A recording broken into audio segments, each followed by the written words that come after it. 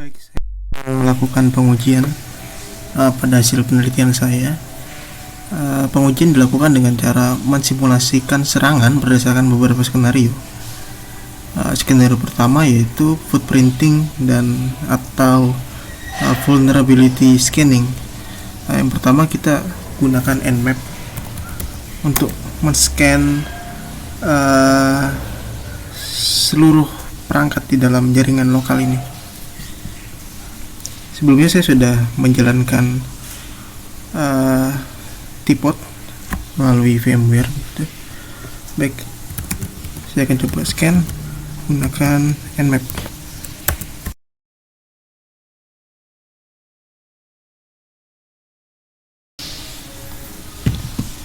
Oke, hasilnya sudah keluar. Bisa dilihat di sini beberapa perangkat yang terhubung dalam jaringan sama. Untuk melihat perangkat mana yang diidentifikasi sebagai server itu dari port yang berjalan. Kita lihat di sini port pada perangkat dengan IP 0.15 itu banyak sekali yang terbuka. Kita lihat juga layanan yang berjalan adalah FTP, SMTP, name server, HTTPS, MySQL, dan lain-lain. Ini sudah cukup menguatkan identifikasi server begitu. Ketika server sudah diidentifikasi dengan alamat IP-nya, maka selanjutnya akan dilakukan penelusuran vulnerability atau kerentanan pada server begitu. Aplikasi yang digunakan adalah Metasploit Framework. Perintah yang digunakan untuk melakukan vulnerability scanning adalah begini: db@map minv script full 0.15, yaitu IP dari server. Ini sebenarnya salah satu fitur lebih lanjut dari Nmap gitu yang dijalankan menggunakan Metasploit Framework untuk melihat kerentanan apa saja yang ada di dalam server gitu. Baik, saya jalankan.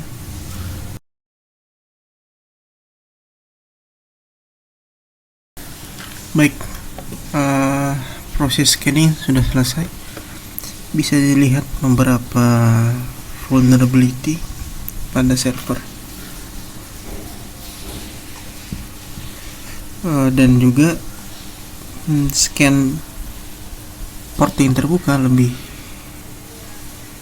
lengkap begitu, lebih rinci dibandingkan dengan Nmap yang biasa. Kembali bisa dilihat dari atas. Yang pertama dilakukan adalah menemukan port-port yang terbuka pada IP 0.15 ini, hingga kemudian mengetesnya sampai menemukan beberapa vulnerability gitu. Kita lihat di sini port FTP terbuka, SSH terbuka, telnet terbuka. Nah, ini bisa menjadi dasar atau acuan untuk melakukan serangan pada server gitu.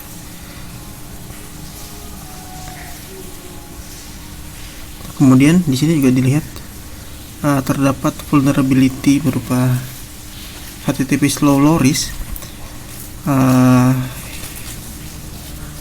slow loris DOS attack begitu, yang nantinya juga akan dilakukan serangan dengan menggunakan metode begini. Baik, untuk skenario pertama sampai di sini dulu. Selanjutnya adalah skenario melakukan serangan DOS dengan cara mengeksploitasi vulnerability HTTP slow loris check begini, atau slow loris DOS attack. Oke, baik, sekarang kita akan mencoba melakukan eksploitasi pada kerentanan slow loris menggunakan Metasploit Framework. Kita bisa mencari search slow loris. Nah, modul ini bisa kita gunakan untuk melakukan eksploitasi. Kita use auxiliary DOS HTTP slow loris. Oke. kemudian kita bisa set air host-nya atau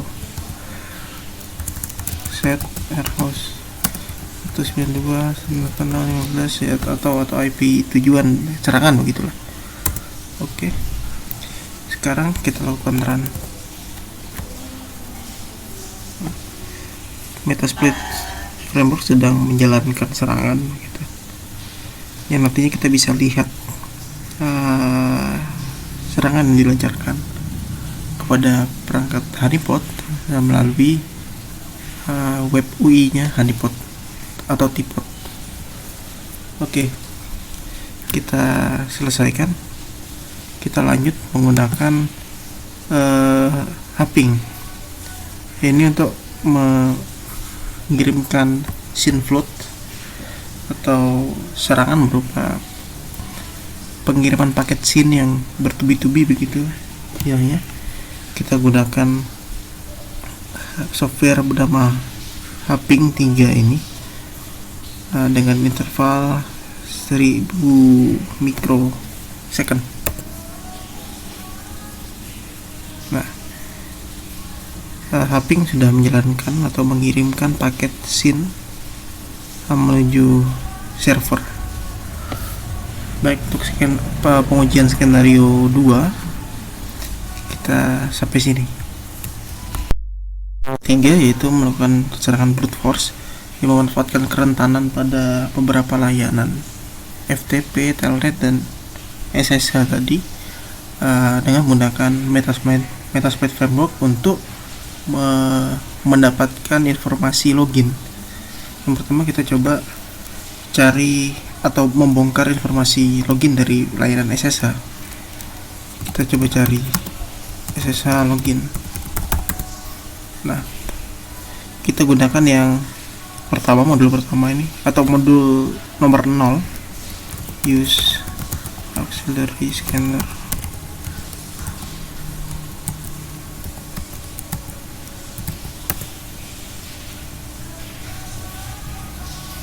Oke, sekarang kita atur targetnya 68015. Kita atur pas filenya. Saya letakkan di home albi dokumen pas.txt.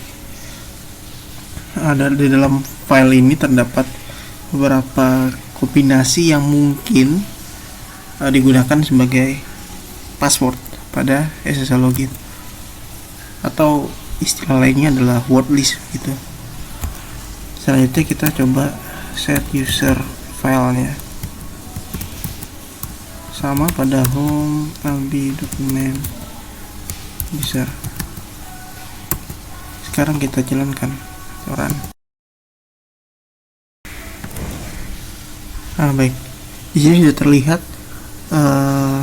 informasi login dari layanan SSH gitu. Username-nya adalah admin dan passwordnya adalah tsec. Oke, baik, kita coba lakukan akses dengan informasi yang didapat dari brute force tadi pada layanan SSH. SSH admin 019, passwordnya adalah tsec. Nah, sekarang sudah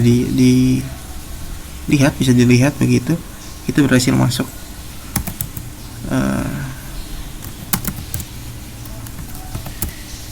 CD home coba. Nah, ini seolah-olah kita berada di dalam sistem server yang asli begitu. Kita bisa lihat ada beberapa folder atau directory user ya, pada home gitu, ada CD, ada admin dan mail. Nah, ketika kita lihat tidak ada isinya karena sebenarnya ini sistem buatan gitu. Oke, kita keluar.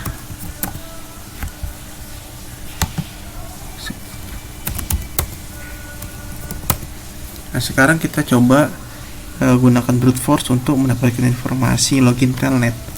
Kembali kita mencari modul untuk eksploitasi telnet gitu. login. Nah, kita bisa gunakan modul ini, use auxiliary scanner.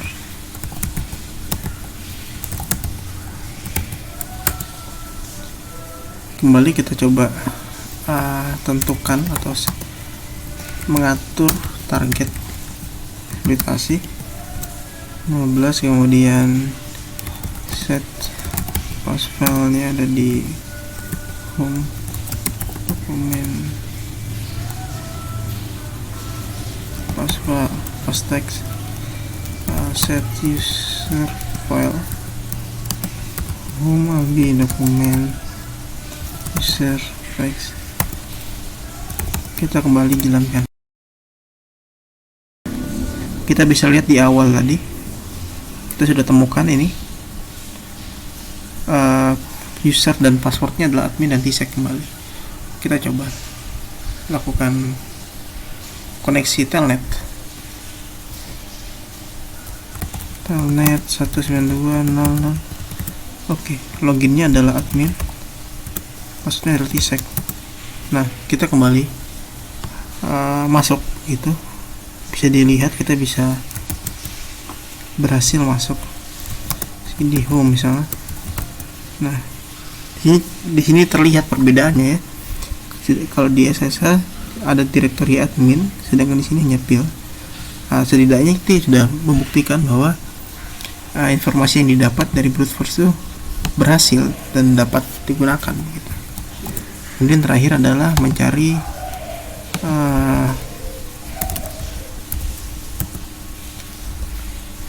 FTP. Coba kita cari FTP login, use auxiliary scanner, FTP,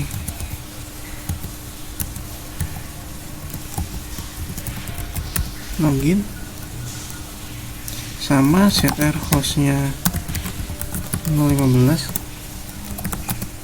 set user filenya home albi dokumen, user set filenya di home albi dokumen pas. Kembali kita jalankan. Nah, di sini terlihat ada beberapa kombinasi yang bisa digunakan ya. Kita pilih salah satunya. Ini admin 1234, FTP 192.0.0, admin 1234. Nah, kita kembali berhasil masuk ke layanan FTP. Untuk skenario brute force sampai sini dulu. Pengujian ketiga adalah menguji metode port logging dari server yang asli atau private cloud server begitu. Kita akan coba lakukan skenario penyerangan yang sama, yaitu dengan melakukan information atau access gaining dari layanan SSH pada server asli gitu. Kita gunakan use SSH login,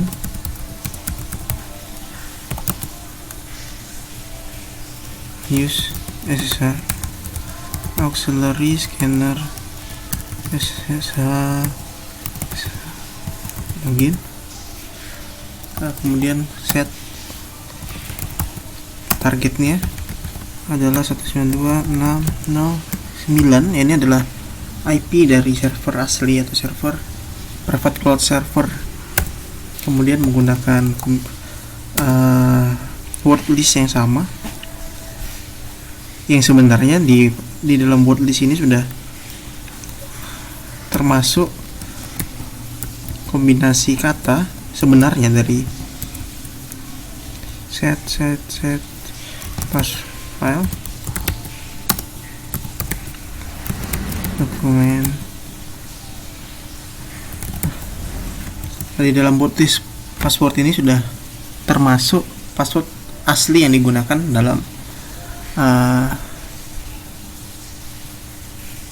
layanan SSH di private cloud server gitu. Kemudian set username, user file, home albi dokumen, user kemudian kita jalankan. Oke, sudah selesai. Kita lihat hasilnya tidak ada, karena portnya tertutup. Karena port dari port 22 dari private root server tertutup. Cara kerja brute force adalah dengan mencoba satu persatu kombinasi kata untuk login begitu. Nah, sedangkan port 22 masih tertutup. Untuk membukanya maka harus digunakan kode tertentu yang memancing knockd untuk membuka port begitu. Kita akan coba membuktikan bagaimana port knock atau metode port knocking itu berfungsi, yaitu dengan cara menutup port SSH dan akan membukanya dengan syarat kode tertentu. Kita ibaratkan diri sebagai penyerang yang mencoba masuk, bahkan menggunakan username dan password yang asli. Coba kita albi 192.9. Nah, kita lihat di sini akses ditolak sebenarnya, butuhkan waktu lama, tapi intinya akses ditolak. Sedangkan ketika kita mencoba mengirimkan kode terlebih dahulu,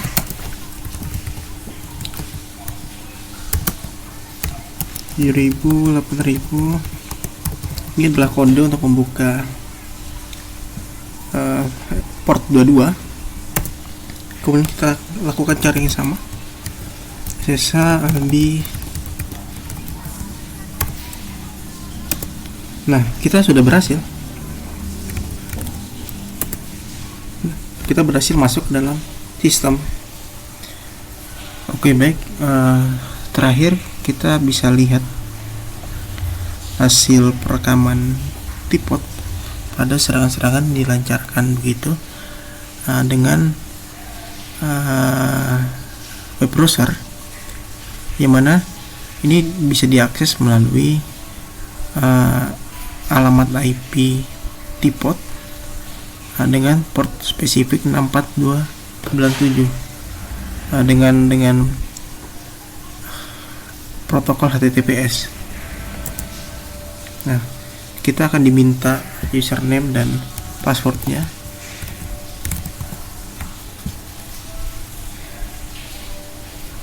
Nah, kita sekarang sudah berhasil masuk ke dashboard dari web UI. Kita bisa lihat pencatatannya di Kibana.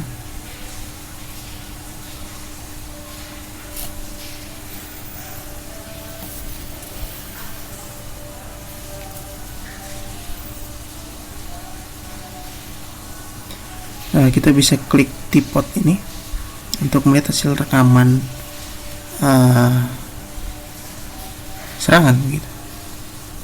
Nah, ini adalah hasilnya dari serangan yang kita lakukan beberapa waktu lalu.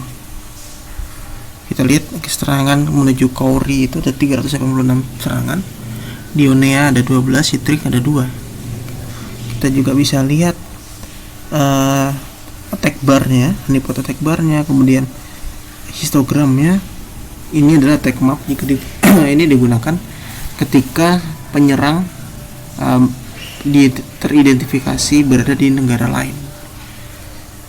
Pencatatan ini cukup lengkap sampai dengan username tag cloud dan password tag cloudnya. Ini adalah kombinasi kata yang digunakan dalam melancarkan serangan brute force tadi. Admin jaringan bisa menggunakan ini sebagai dasar penentuan password dan username untuk menghindari keberhasilan brute force begitu. Nah, ini juga bisa dilihat surikata alert kategori histogramnya. Surikata merupakan tools yang disediakan oleh Teapot untuk atau sebagai peringatan atau tools yang memberikan peringatan kepada admin jaringan ketika terjadi serangan atau potensi terjadinya serangan.